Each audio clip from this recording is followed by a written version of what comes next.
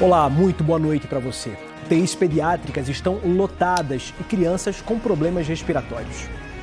Diante desse cenário, a Secretaria Estadual de Saúde anuncia que vai abrir leitos de terapia intensiva e chamar novos profissionais para reforçar as escalas. Violência contra a mulher em Caruaru. Policial militar mata a companheira a tiros e se suicida. Mais de 16 mil carteiras de estudante estão prontas. Só falta os representantes das escolas irem buscar.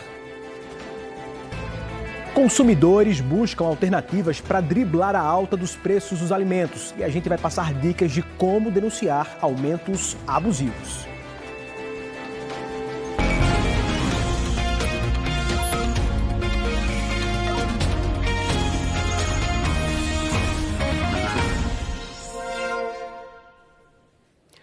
O NE2 de hoje começa falando sobre a situação do atendimento pediátrico nos hospitais públicos. Mães e responsáveis estão enfrentando dificuldade para conseguir ficha para consulta médica e muitas crianças que precisam de UTI não conseguem vaga. O desabafo de uma mãe desesperada por não conseguir uma vaga de UTI para a filha de 9 meses foi parar nas redes sociais. Vocês não sabem o quanto é angustiante você ver sua filha em tal situação. E não poder fazer nada. Sem poder fazer nada pela sua filha, tem que estar esperando, aguardando pelo leito, minha gente. A criança foi diagnosticada com pneumonia grave na sexta-feira passada. A menina só conseguiu um leito de UTI 2 dias depois. A situação se agravou e a bebê precisou ser entubada. O Ministério Público de Pernambuco explicou que recebeu da Secretaria Estadual de Saúde a informação de que ontem havia 91 crianças e bebês numa fila de espera aguardando um leito de terapia intensiva aqui no estado. 62 dessas pessoas precisavam de cuidados para problemas respiratórios. O Ministério Público disse ainda que tem acompanhado diariamente a listagem da ocupação de UTI e que exigiu explicações do governo do estado até amanhã de como o problema vai ser resolvido. Uma médica que trabalha em 6 unidades públicas de saúde na região metropolitana do Recife não quis se identificar, mas enviou para nossa produção um áudio explicando que a situação nas emergências pediátricas só tem piorado nos últimos dias. A gente está tendo plantões com fila de espera de senha de UTI. Em média, 50 crianças na fila. Os plantões estão ficando fechados porque a gente não consegue transportar essas crianças para o serviço de UTI e elas ficam nos serviços de menor complexidade. E a gente não consegue dar conta porque não tem estrutura. Então essas crianças ocupam todos os leitos possíveis do serviço e não saem de lá. Já é o 3º plantão que eu dou, que a gente tem crianças 3, 4 dias esperando vaga de UTI, amiga. Crianças de 2 meses de vida, 7 meses, sabe? Elisandra é mãe de Heloísa, de 11 meses, que estava com cansaço e muita tosse. Já fui pela Enamora, não está recebendo um paciente, simplesmente disse que não está recebendo paciente e mandou a gente ir para outro hospital. Vim para cá buscando atendimento, mas no momento eu não tive. Minha filha precisa ser atendida. Danúbia também levou a filha de 2 anos para o Hospital Maria Lucinda. Jamile está há 2 dias com febre e cansaço. Quando a gente chegou aqui, mandou a gente fazer a ficha de espera. Até agora, não é fácil não. Eu quero que resolva, faça alguma coisa, porque a gente quer que os filhos da gente sejam atendidos.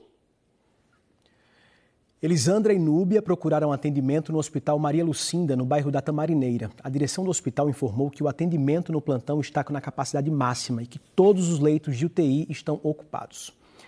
Você viu na reportagem que antes de procurar Maria Lucinda, Elisandra tinha buscado atendimento no Hospital Municipal Helena Moura, que também fica no bairro da Tamarineira.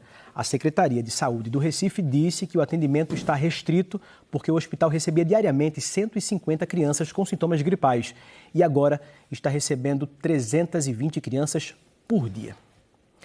E diante dessa situação, nas emergências e também nas UTIs pediátricas, a Secretaria Estadual de Saúde anunciou a abertura de novos leitos para terapia intensiva e também convocou novos profissionais de saúde. A repórter Mônica Silveira tem essas informações para a gente. Boa noite, Mônica.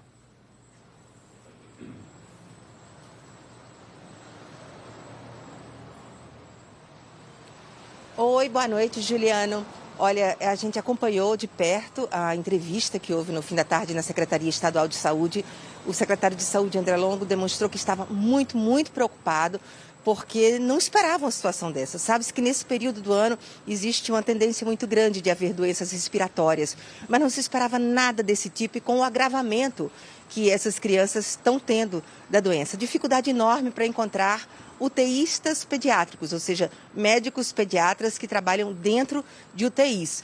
Mas, enfim, estão tentando, estão empregando todo mundo que passou no concurso e estão tentando abrir novos leitos de UTI pediátrico, como a gente vai ver agora num trecho da entrevista que André Longo deu no fim da tarde de hoje. Veja.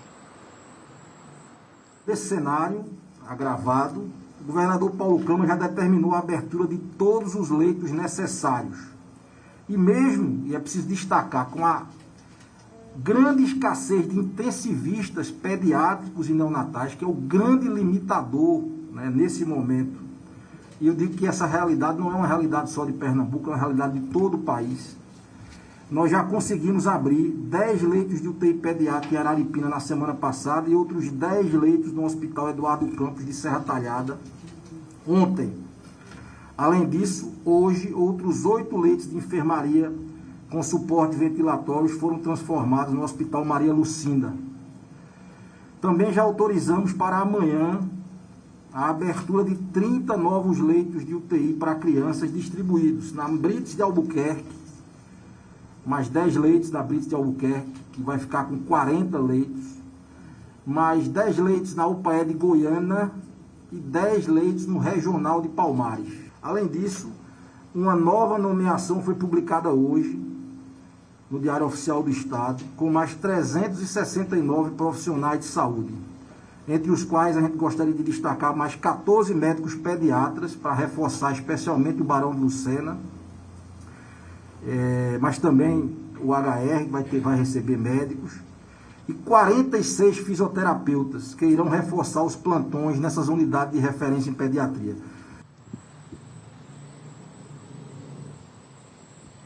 Olha, o doutor Eduardo Jorge, que representa a Sociedade Brasileira de Pediatria e também a Sociedade de Imunizações, participou também desse encontro e se mostrou muito preocupado com o que está acontecendo. E uma das coisas que ele disse é, o que é que aconteceu para tudo ter ficado tão grave de repente, apesar de a Secretaria de Saúde Estadual dizer que estava se precavendo para esse momento. Doutor Eduardo, boa noite. Muito boa noite a todos os ouvintes. O que aconteceu então, doutor Eduardo? Qual é a especificidade desse ano? Era esperado que após o término do fim da pandemia, outros vírus exercessem seu poder patogênico. Sabemos também que de março a junho é a circulação clássica dos vírus respiratórios. Entretanto, este ano, a gravidade e a quantidade de casos excedeu o passado histórico, mesmo pré-pandemia. Verdade, nessa circunstância, o que a Sociedade de Pediatria recomenda para os pais e responsáveis de crianças com menos de 5 anos, que são as que estão mais sofrendo agora? Então, hoje, o meu principal conselho a essas famílias: resguardem as crianças. Então, evite aglomerações, evitem festas infantis, usem máscara os adultos que convivem com estas crianças e, de preferência, que elas fiquem em casa, especialmente os menores de 2 anos. Doutor Eduardo, creche, escola, é bom continuar indo? É hora de parar um pouquinho? Eles são bem pequenininhos, inclusive. Eu diria que nessas 2 próximas semanas, se for possível, a gente sabe que cada família tem uma realidade específica, mas se for possível, creche, principalmente nas 2 próximas semanas, era bom evitar. Olha, outra coisa importante que foi discutida também foi a questão da vacinação. A baixa cobertura vacinal, ou seja, poucas pessoas responsáveis levando as crianças para se protegerem. Qual é a sua recomendação, doutor Eduardo? Esse é um motivo extremamente preocupante. Estamos hoje com coberturas extremamente baixas, não só para Covid, não só para a gripe, mas para sarampo, para pólio.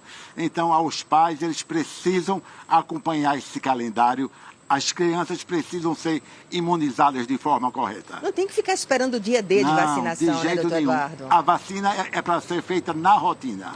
Então a gente já quer encorajar os pais agora, as pessoas que são responsáveis por crianças, dá uma procurada lá na caderneta da criança, ou se sabe de cabeça, se não achou a caderneta, mas vai lá, procura levar seu filho numa unidade de saúde, é tão fácil encontrar um lugar para vacinar.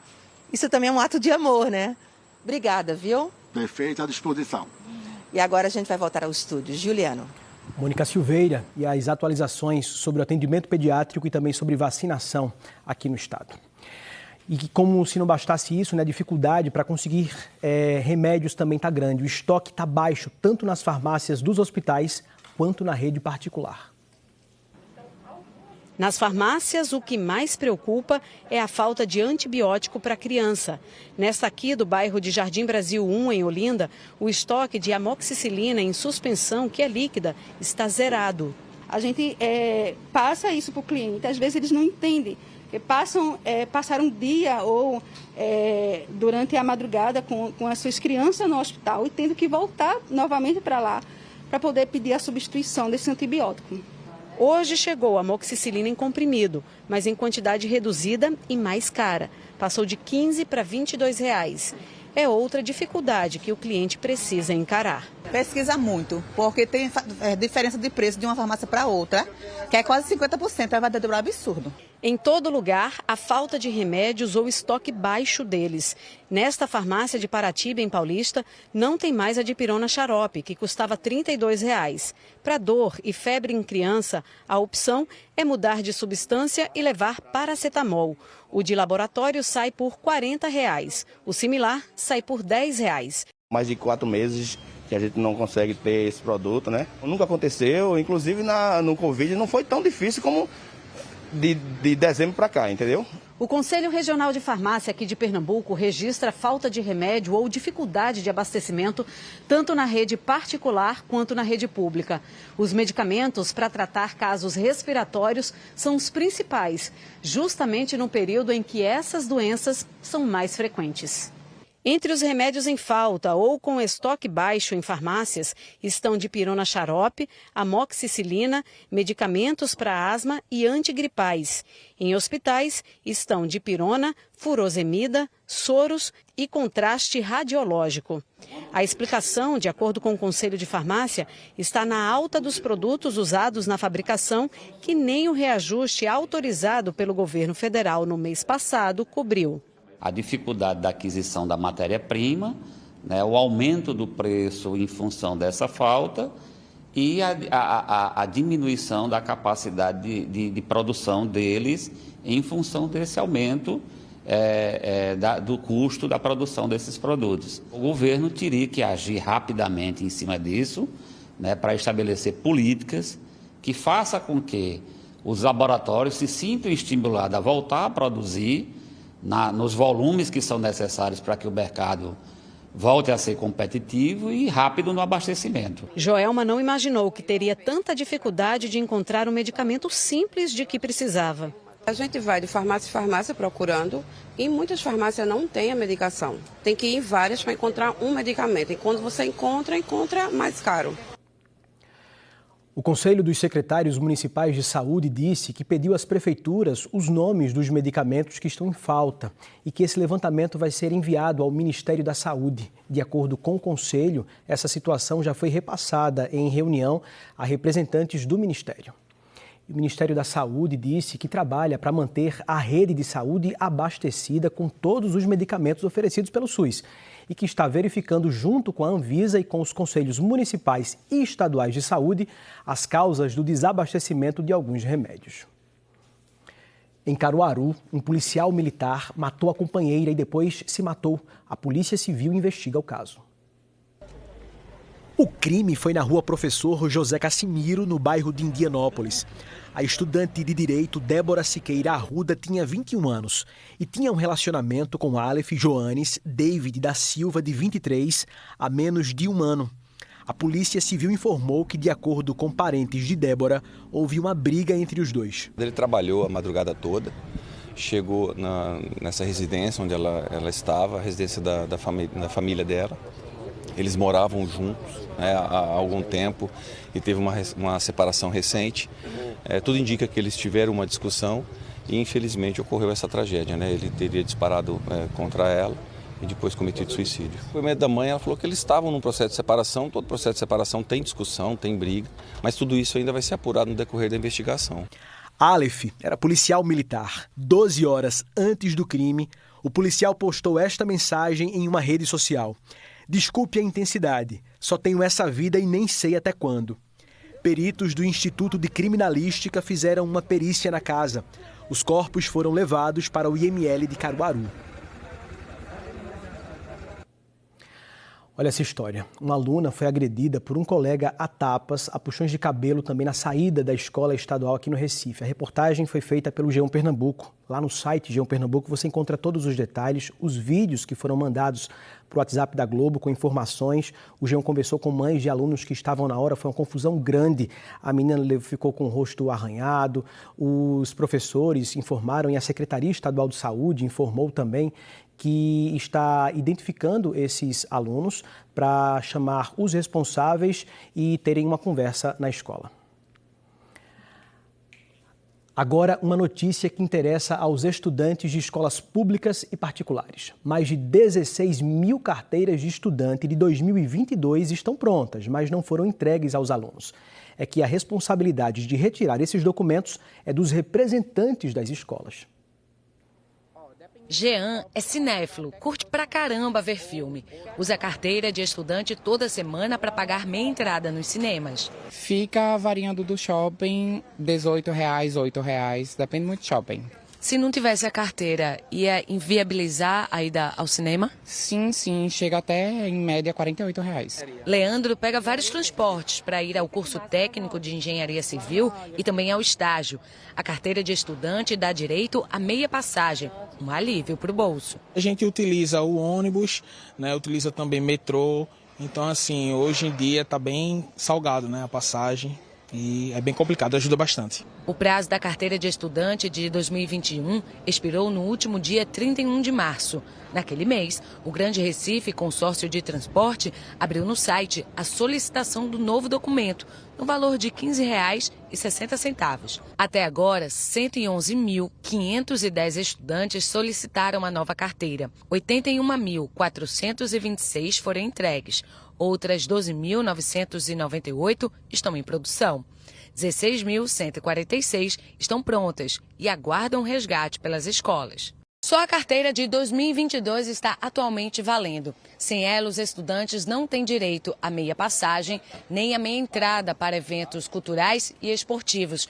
E somente os representantes das escolas podem pegar esse documento e entregar aos alunos. As carteiras ficam no departamento do Grande Recife, no Parque de Exposições do Cordeiro. Algumas estão aqui desde abril, aguardando que representantes legais cadastrados pelas escolas venham buscá-las. O Grande Recife disse que dispara avisos para as escolas no sistema de cadastro dos alunos. É importante que os pais, os alunos, corram na sua diretoria das escolas para que faça esse pedido, porque em todo o tempo, no prazo, está sendo entregue pelo Grande Recife no prazo de 30 dias. Então, quando ele vê que pagou e já passou o prazo de 30 dias, ele corra na sua escola, corra na diretoria, pressione para que venha um representante da escola retirar essas carteiras de estudante que já estão prontas. Depois do intervalo, está tudo caro nas prateleiras dos supermercados. Nós vamos explicar o que está acontecendo e também trazer dicas de como denunciar aumentos abusivos. O NE2 volta em instantes.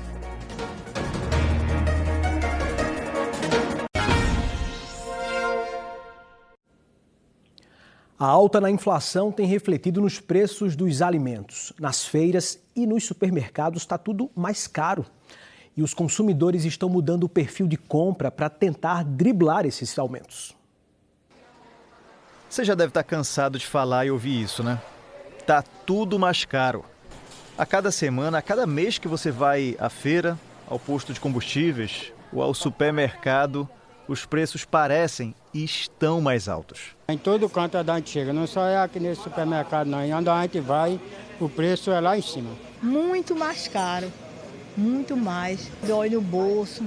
Desde quando a alta dos preços se intensificou, o consumidor precisou pensar em várias estratégias para gastar menos durante as compras. A troca de marcas tem sido uma saída para muita gente, mas quando nem isso resolve, só mudando o produto mesmo. Trocar a marca. É o mais fácil, é você fazer isso, né? Inclusive cebola, eu comprava a cebola roxa, agora estou comprando a cebola branca. Cai mais em conta. Mauricélio pesquisa e quase sempre chega à mesma conclusão. Carne vermelha na mesa de casa está virando luxo. Principalmente a charque, que a gente usa muito, né, na comida de hoje em dia, né? Antes da pandemia a gente comprava R$17, R$18. Hoje está mais do dobro, né? R$37, R$38. O carrinho de compras de quinzena da Ana Paula não diminuiu. Mas a manicure precisou trocar alguns produtos de marcas mais conhecidas por outros mais baratos. Eu tenho trocado a margarina, né? Tenho trocado o óleo, que é o que a gente usa mais, o açúcar, né? Essas coisas assim mais básicas de casa, o feijão, o arroz, o café. A inflação segue assombrando o bolso do consumidor. Em abril deste ano, o acumulado dos últimos 12 meses chegou a 12%. É o patamar mais alto registrado no período de um ano desde outubro de 2003. Alimentos e bebidas concentram os maiores aumentos. Na alimentação, os reajustes mais altos foram o tomate, que subiu 27% e hoje é encontrado por praticamente R$ 6,00 em supermercados. A cebola, que ficou 10% mais cara e está custando R$ 7,00. O leite longa-vida, que aumentou 9%, pode ser encontrado por R$ 4,50. E o óleo de soja, que ficou 9% mais caro e está com faixa de preço de R$ 12,00. Este economista diz que as altas são reflexos do preço dos combustíveis e que as compras em grandes quantidades podem ser uma solução para gastar menos. A compra em maiores partidas ela é extremamente rentável. Para isso é necessário que se busque a associação de moradores do bairro, do seu quarteirão, da sua rua, para que, comprando no atacado, você tenha preços bem mais vantajosos do que no varejo. A verdade é que para quem está no supermercado, essa aí é a hora mais temida. Cada dia que se passa tudo mais caro, né?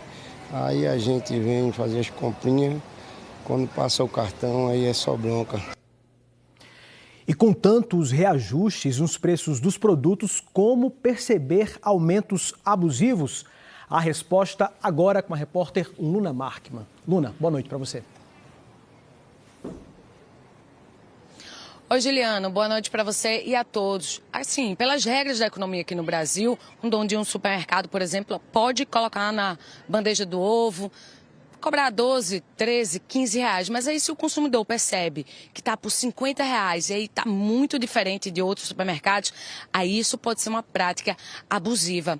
A gente está aqui com Ana Carolina Guerra, que é gerente geral do Procon em Pernambuco. Se o consumidor fizer denúncia, porque cabe uma denúncia nessa situação, qual vai ser o procedimento do Procon? Boa noite. Boa noite, Luna. Boa noite, Juliano. Boa noite a todos.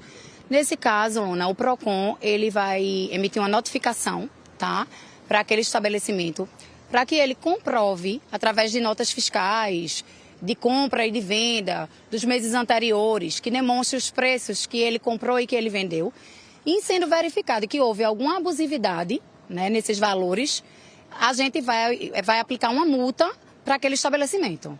Por isso que é tão importante fazer a pesquisa, né, de supermercado para supermercado, por exemplo. A gente sempre orienta que o consumidor ele fique atento aos preços e que ele pesquise, porque entre um supermercado e outro, a gente pode encontrar uma disparidade muito grande nos preços de um mesmo alimento ou de um mesmo produto de uso pessoal ou de limpeza. Então, a importância de pesquisar é fundamental. Não, é só para lembrar quem estiver assistindo a gente, que tem o númerozinho do 0800 do Procon em caso de denúncia. E você vai falar também que o Procon faz esse tipo de pesquisa para o consumidor. Isso. Caso o consumidor ele queira denunciar alguma prática abusiva, ele acha que aquele preço está desproporcional com o preço que está sendo praticado no mercado, ele pode denunciar através do nosso 0800 282 1512, certo? E, como você estava falando, o Procon Pernambuco, ele realiza uma pesquisa da cesta básica mensalmente. E a gente disponibiliza no nosso site, que é o www.procon.pe.gov.br, todos os estabelecimentos que a gente realizou as pesquisas, todos os itens da cesta básica que foram pesquisados, e aí a gente pode estar auxiliando o consumidor, não só para ele ver como é que está o comportamento, né, daqueles estabelecimentos, os preços que estão sendo aplicados naquele mês, como também onde ele vai poder encontrar aquelas mercadorias, seja alimento, ou seja até outros itens com menor preço. Então, é fundamental que o consumidor pesquise antes de comprar. Ana Carolina, muito obrigada pelas informações. Inclusive, eu até destaquei aqui da pesquisa da cesta básica do mês passado. Olha a diferença, por exemplo, da farinha de mandioca. No local foi encontrada por R$ 2,99, no outro por R$ 8,39. Salsicha também variou muito, R$ 8,69 num lugar e R$ 22,50 no outro. Então, Juliano, ficar de olho no preço abusivo, pode fazer denúncia no Procon e também pesquisar. Pesquisar é fundamental. Marque ao vivo e essas orientações importantes para todo mundo. Obrigado. Hoje à tarde, crianças e adolescentes participaram de uma manifestação no Marco Zero, no Recife, contra a exploração e o abuso sexual. O evento foi promovido por 30 instituições de Pernambuco que trabalham na prevenção e no combate a esse tipo de crime. O encontro contou com a apresentação dos grupos Ruas e Praças, Pé no Chão e a organização de Auxílio Fraterno. A manifestação fez parte dos eventos que marcaram o Dia Nacional de Combate ao Abuso e à Exploração Sexual de Crianças e Adolescentes. Bom dia, Paquete, bom dia. E pela manhã, estudantes assistiram palestras sobre exploração sexual. A ideia dos professores e gestores é que os jovens saibam como identificar e denunciar esses abusos. As atividades foram realizadas na Escola Municipal Oswaldo Lima Filho, no bairro do Pina. Raíssa está no 7º ano e assistiu às palestras que a ajudaram a entender e saber identificar casos de violência sexual. Às vezes a pessoa tem vergonha de falar para a mãe, para o pai, alguém da família, e quando chega na escola gosta de conversar e falar com alguém da escola, para a pessoa meio que se ligar nas coisas que estão acontecendo hoje em dia. Essa formação foi desenvolvida pelo Centro Dom Helder Câmara de Estudos e Ação Social, o SENDEC. O fazer é ter essa responsabilidade pedagógica de lidar com esse fenômeno, né, que é muito presente na vida das crianças e dos adolescentes, na maioria meninas que são vítimas de violência, para que essas crianças possam identificar esse tipo de violência. A cada 24 horas, 320 crianças e adolescentes são explorados sexualmente no Brasil, de acordo com o Instituto Liberta.